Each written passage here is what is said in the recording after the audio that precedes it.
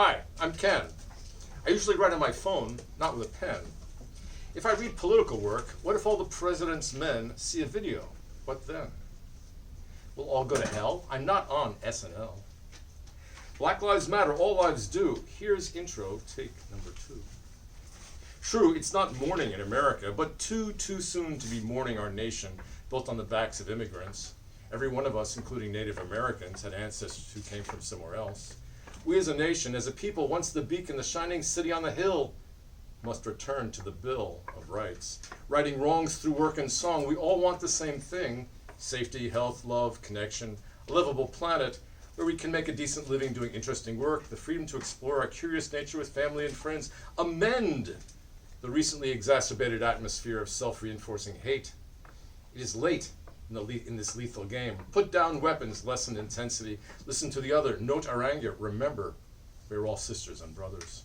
Take 3, sad, said bulky bully from the bully pulpit, the gangsterismo of the reality POTUS show.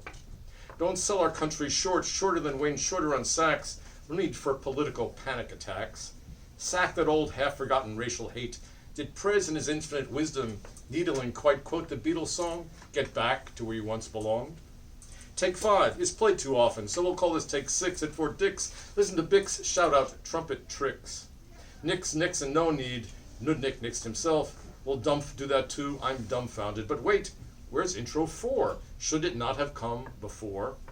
Okay, you do the math. Take 4, here it is, a little late.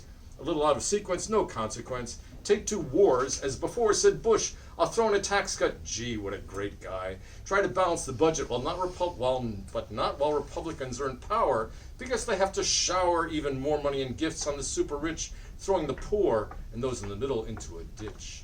Under bus, yes, that's us.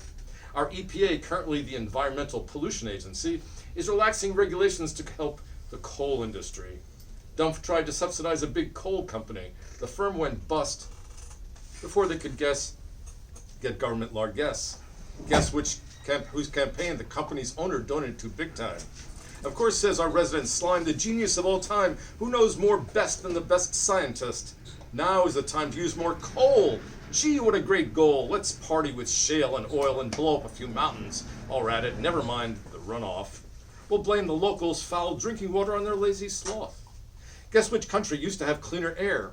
It's gotten dirtier under the dumpster because environmental regulations have been relaxed. And that old gaslighting trick of conflating profits with deregulation.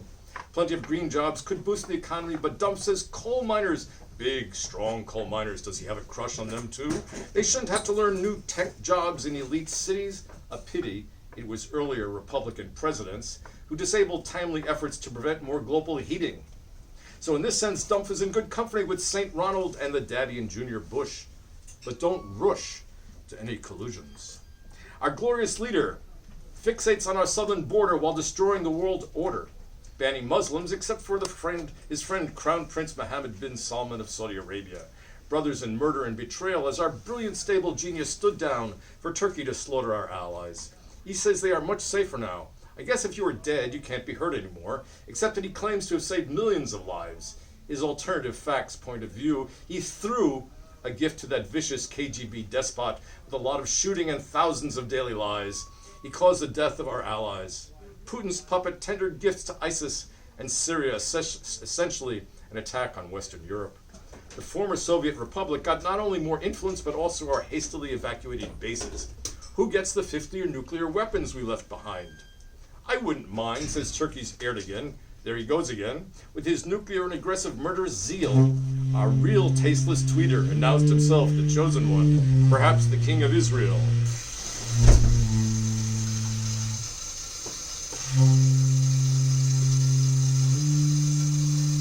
Kids in cages, which he says like summer camps, incites violence, civil war, genocide.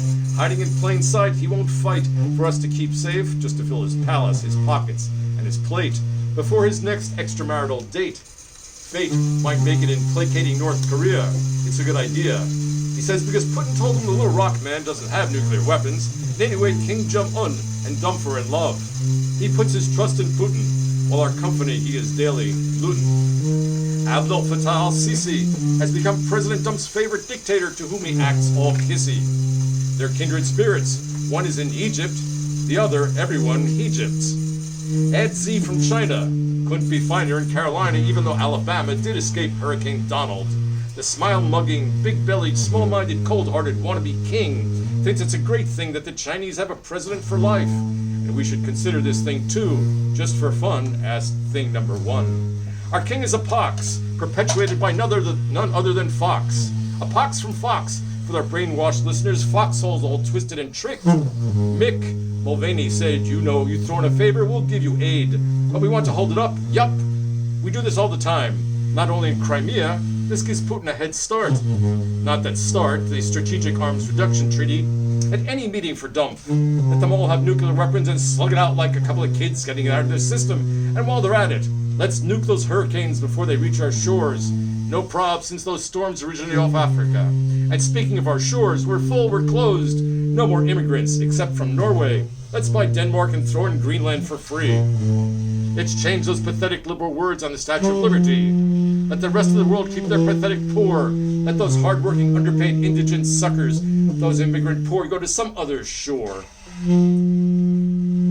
Our country should no longer be a melting pot. It's got too many people, not like us, not like our victimized white rich Christians, feel threatened. And yes, when the alt-right neo-Nazis killed in Charlottesville in synagogues and mosques and black churches, they were fine, very fine people on both sides. Eliding to Elijah Cummings, whose comings and goings were of a very fine man. You've got to hand it to the dumpster. By tweet, he can rule, not a mean feat. He's nobody's fool. He can brag about grabbing women and being a Russian tool. He's a rapist and let us know his daughter was hot when she was a teen. Between you and me, he's mean and means harm. He'd be on firm footing in a harem on a farm. He can defile and continue to pillage this village, which he single-handedly hand-delivered and ushered to Russia, making it great again. When sporting his smirking smirk from a padded cell penned up in a penitentiary pen with a bunch of big, strong blue-collar men, but will some be of color? Could we then smuggle in some porn stars behind bars? I sure miss Jeffrey, though his fees were high. Oh, the young pleasures you could buy. And again, I prove, and you can't deny,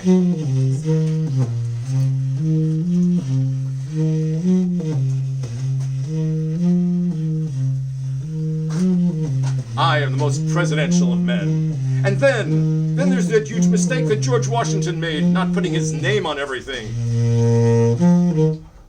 If you don't put your name on everything, no one will remember you. All true, I say, don't believe what you see or hear, just trust in God and me. And then you'll be free to be as white as you want. Yes, we're going in the white direction.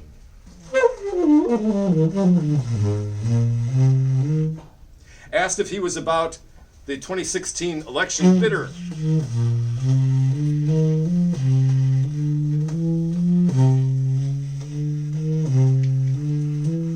Or about being called semi-literate, replied, you can't deny, I'm the white guy for the job, and I'm not only snobbishly a slob. Look at those liberals sob, I'm the real deal, look at the real fealty, my personal code of dishonor. But back to your question, Mark Zuckerberg is a faceless hero for allowing Russian trolls to do much of my dirty work, which few of my own clerks know how to do, especially my FBI, which needs to comply with the cronies and patsies I've installed in the DOJ. Now I sure hope there's a way for those drunken molesters I put on the Supreme Court,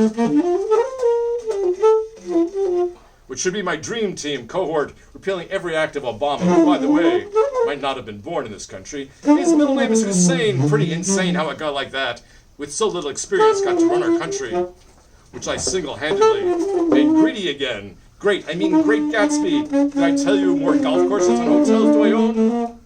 Did I tell you my bankers love me? Those who don't are bonkers. Oh yes, your question. Well, I don't give press conferences, but okay. I'm not bitter about being called a runt with a mental litter, as I proved with my work on Twitter. Let's turn the page. Thanks for listening. Good night to all. Especially good thanks to Jesse, who has a huge heart, not small. Yeah.